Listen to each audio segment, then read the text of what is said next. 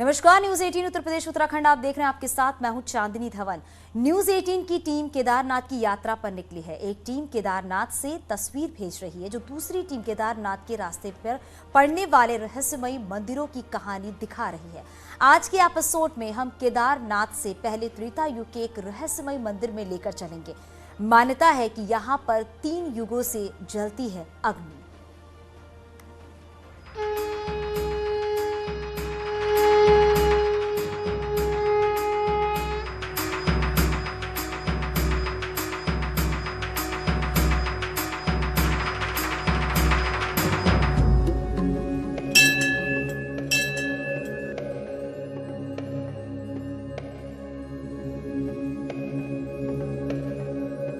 केदारनाथ यात्रा के आज के एपिसोड में हम आपको लेकर चलेंगे एक ऐसे मंदिर में जहां के बारे में मान्यता है कि शिव और पार्वती ने यहीं पर शादी की थी और भगवान विष्णु साक्षी बने। कहा जाता है कि शिव पार्वती के विवाह के वक्त जो अग्नि जलाई गई थी, त्रेता युग से आज तक अग्नि कुंड में वही आग जल रही है।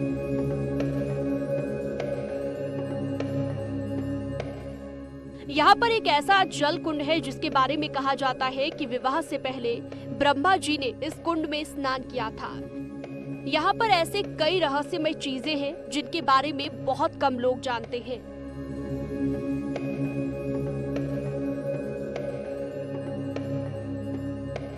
यहाँ तक पहुँचने के रास्तों के बारे में भी कम ही लोगों को जानकारी है।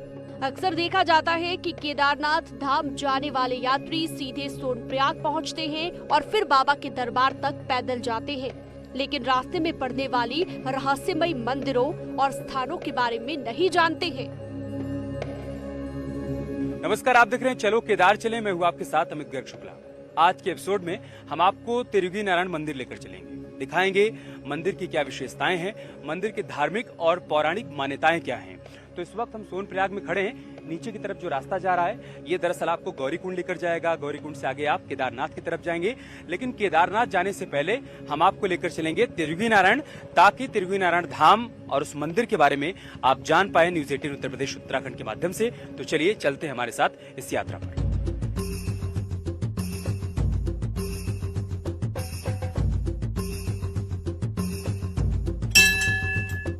आगे बढ़ने से पहले हम आपको बता दें कि केदारनाथ यात्रा में अब तक हमने आपको हरिद्वार के हर की पैड़ी, ऋषिकेश के सुंदर रास्तों और फिर धारी देवी मंदिर के रहस्यमय कहानियों को दिखाया। हमने ये भी दिखाया कि ऋषिकेश से आगे निकलने पर 120 किलोमीटर के दायरे में क्या क्या चीजें हैं।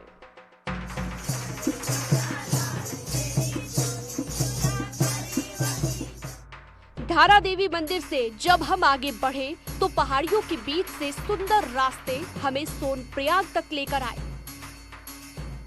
धारी देवी मंदिर से सोनप्रयाग की दूरी करीबन 90 किलोमीटर है। इस दूरी को आप सामान्य गति में कार से करीबन 3 घंटे में तय कर सकते हैं।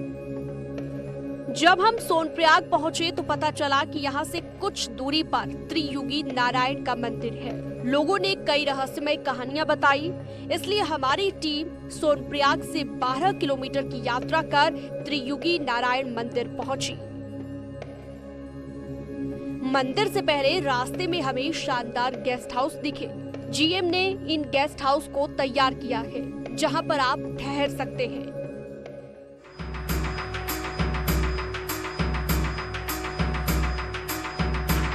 एक तो ये बात कि त्रियुगी नारायण मंदिर से बिल्कुल लगा हुआ है गेस्ट हाउस। तो आप ये देखिए, यहाँ पर इसके रेट भी लिखे हुए हैं। अगर यहाँ पर आप डबल बेडरूम हट लेते हैं तो उसका चार्ज है 2300 रुपया, लेकिन ये अप्रैल से जून और सितंबर से दिसंबर तक का चार्ज है। ग्राउंड चार्ज फॉर पार्टी 3000 रुपए है। उसका ये एरिया आप देख सकते हैं इधर है। आइए हम आपको कमरे के भीतर लेकर चलते हैं। गेस्ट हाउस के कमरों के रेंट देखने के बाद हम अंदर दाखिल हुए। तो जैसे आप किसी भी होटल में जाते हैं तो जो इंतजामात वहाँ पर होते हैं, आप ये देखिए एक डबल बेड लगा हुआ है, साथ में यहाँ पर 2 चेयर भी लगी हुई है। इसके अलावा एक साइड टेबल है, टीवी भी लगा हुआ है, इसी से अटैच्ड एक वॉशरूम भी है। तो कुल मिलाकर जीएमबीएन की तरफ से जो गेस्ट हाउस बनाया गया है वो बढ़िया है। मतलब देखने में अच्छा सा लग रहा है कि जब आप यहाँ पर ठहरेंगे तो आपको अच्छा फील होगा। और सबसे अच्छी बात यह है कि तिरुगी नारायण मंदिर जब आपको दर्शन करने के लिए जाना होगा तो बहुत दूरी यहाँ से आपको तय नहीं करनी है। त्रियुगी नारायण मंदिर की ओर जब आगे बढ़ेंगे तो यहाँ की हरियाली आपका मन मोह लेगी। इतना ही नहीं, यहाँ के झरने भी आपको रोकेंगे। आप न चाहते हुए भी रुककर झरनों के पास बैठ जाएंगे। तो सोनप्रयाग से तिरुगी नारायण की तरफ हम बढ़ रहे हैं और हमें यहाँ पर एक झरना दिखाई पड़ गया है।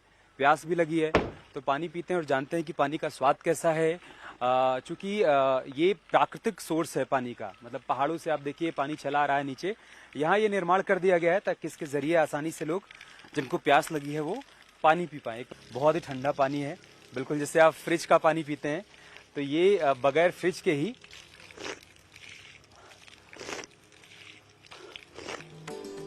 झरने का पानी पीने के बाद हमारी कार आगे बढ़ी और थोड़ी ही दूर चलने के बाद हम त्रियुगी नारायण मंदिर पहुंच गए। वहां पर बड़ी संख्या में श्रद्धालु दर्शन करने के लिए आए हुए थे। तो तकरीबन 12 किलोमीटर की यात्रा पूरी कर हम तिरुगी नारायण मंदिर में आ गए हैं। ये मंदिर का मुख्य द्वार है जहां पर इस वक्त हम खड़े हुए हैं। यहां से हम भीतर चलेंगे, जानेंगे कि इस मंदिर की पौराणिक और धार्मिक मान्यताएं क्या हैं।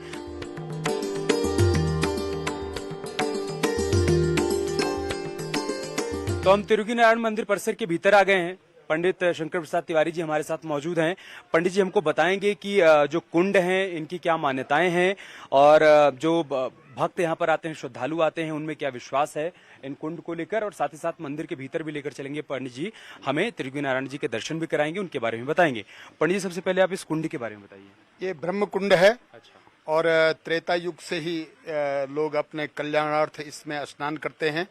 ऐसी मान्यता है कि जो भी इस ब्रह्म कुंड में स्नान पंच स्नानी करता है उसके अनेक प्रकार के मतलब जीवन के पापों का स्वाहा हो जाता है इसमें, और उसके आगे जीवन के लिए मानसिक शांति मिलती है और कल्याणार्थ होता है। ये पानी कहाँ से आ रहा है पंडित जी? ये अपने आप में पूरा क्षीर सागर है और मंदिर ही जल में बना हुआ है।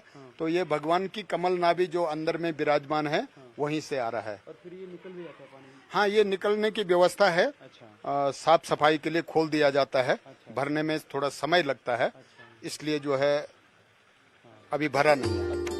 मान्यता है कि शिव पार्वती विवाह के पहले ब्रह्मा जी ने इस कुंड में स्नान किया था, इसलिए इसका नाम ब्रह्म कुंड पड़ गया। कहते हैं कि उसमें स्नान करने से ब्रह्मा जी का आशीर्वाद प्राप्त होता है।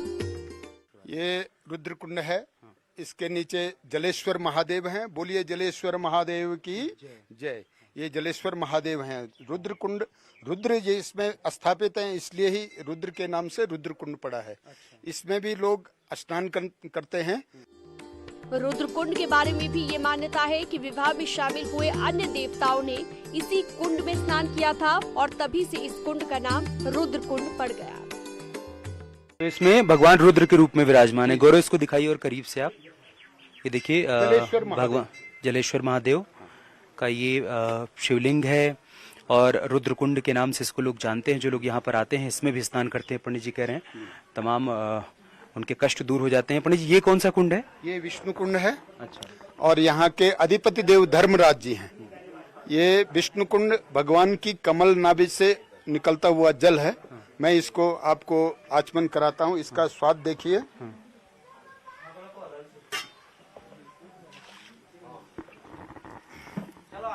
इसका सब जल से स्वाद अलग आपको मिलेगा। इसको अमृत जल भी बोलते हैं। लोग अपने घरों में ले जाते हैं पूजा पाठ अभिषेक के लिए। हाथ धो लीजिए बस। तो यहाँ पे जो है ये विष्णु कुंड बहुत ही मीठा जल है पंडित जी। रुद्रकुंड के पास ही सरस्वती कुंड है और माता की तपस्थली भी है जिसे धर्मशिला कहते हैं। यहाँ पर कोई मूर्ति नहीं है, लेकिन श्रद्धालु धर्मशिला पर ही पूजा करते हैं। ये धर्मशिला है। यहाँ पे माता ने, आपने शिव पुराण की कथा यदि सुनी होगी तो 60,000 वर्ष तक यहाँ पे तप किया। और उसके बाद यहाँ पर मूर्ति वगैरह नहीं रखते हैं, सिर्फ गौरी शंकर के ध्यान से पूजा करते हैं। राजा हिमांचल जो कि पर्वतराज थे, उन्होंने माता गौरा का कन्यादान किया था। अब हम आपको लेकर चलते हैं उस अग्नि कुंड के पास जहां पर शिव और पार्वती ने 7 फेरे लिए थे, जिसके बारे में कहा जाता है कि यहाँ पर त्रेता युग से आग जलती है। और हम अग्निकुंड के बारे में जानेंगे, क्या इसका रहस्य है, क्या धार्मिक मान्यताएं हैं, क्या पौराणिक मान्यताएं हैं। पंडित जी बताइए इस अग्निकुंड के बारे में। ये धनंजय नाम की अखंड अग्नि है, भगवान शिव की पाणी ग्रहण की बेदी। ये अग्नि जो आप देख रहे हैं इसका नाम धनंजय नाम है और ब्रह्मा जी ने इसको वेद मंत्रों द्वारा उत्पन्न किया था। इन्होंने साक्षात भगवान शिव के विवाह की आहुतियां ली थी, तब से आज तक ये अखंड है। ऐसी मान्यता है त्रेता द्वापर तक ये अपने आप चलती थी। कलयुग में जब यहाँ पे इंसानों की बस्ती हुई तो कलयुग का हर चीज का प्रभाव पड़ने लगा, तो ये अग्नि भी मंद पड़ने लगी। उसके बाद से इसमें नित्य होम होता है, नित्य समिधा चढ़ाई जाती है, तब इसको अखंड रखा गया है। इसकी मुख्य प्रसादी भस्मी होती है जो दर्शनार्थियों को, श्रद्धालुओं को प्रसाद स्वरूप दी जाती है। आप सोच रहे होंगे इन सभी रहस्यों के बीच आखिर वो कौन सा रहस्य है जिसकी वजह से इस तीर्थ स्थल का नाम त्रियुगी नारायण पड़ा। मंदिर के दर्शन के दौरान हमारे मन में भी ये सवाल था, जिसका जवाब वहाँ के एक पुजारी जी ने दिया। त्रेता युग में भगवान विष्णु का 52 अवतार, जिन्होंने राजा बलि से 3 पग पृथ्वी दान के रूप में लिया था और राजा बलि का घमंड चूर करने के लिए भगवान ने स्वयं 52 रूप धर करके उनसे 3 पग पृथ्वी मांगा था। वही त्रियुगी नारायण ये आपका अदिति माँ के गर्भ से और कश्यप ऋषि की संतान होने के कारण भगवान विष्णु का तीनों लोकों को जीतने वाले भगवान त्रियुगी नारायण का जन्म 52 रूप में होने के कारण इसका नाम त्रियुगी नारायण पड़ा। त्रियुगी नारायण के दर्शन के बाद हम उस जगह पर भी गए जहां से केदारनाथ के लिए हेलीकॉप्टर उड़ते हैं। फाटा में हेलीपैड बना है और वहीं से यात्री केदारनाथ के लिए हेलीकॉप्टर में सवार होते हैं। पहाड़ियों के बीच हेलीकॉप्टर को उड़ते देखा और फिर केदार से लौट कर आए श्रद्धालुओं से इसकी उड़ान की कहानी सुनना काफी आनंद देता है। पहले यहाँ सुबह आए 6 बजे, बाद में यहाँ से हम हेलीकॉप्टर पे केदारनाथ गए, वहाँ हेलीकॉप्टर लैंडिंग हुआ।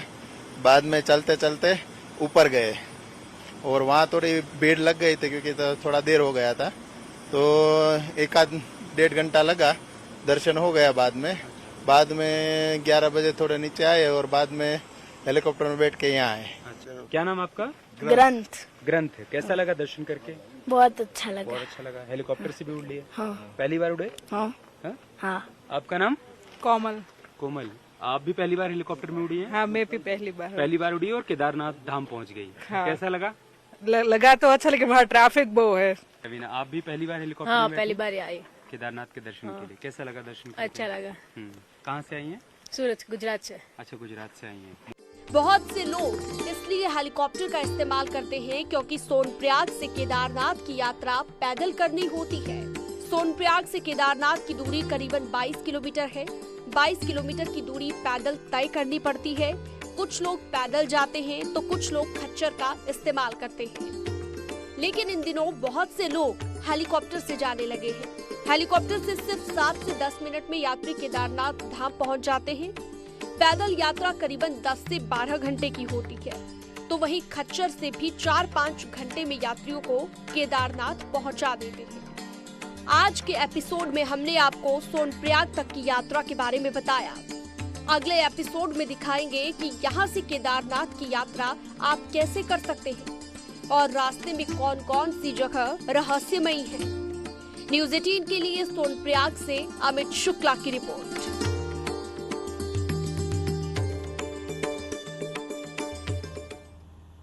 और यहाँ रुकेंगे छोटे से ब्रेक के लिए, जल्द लौटते हैं।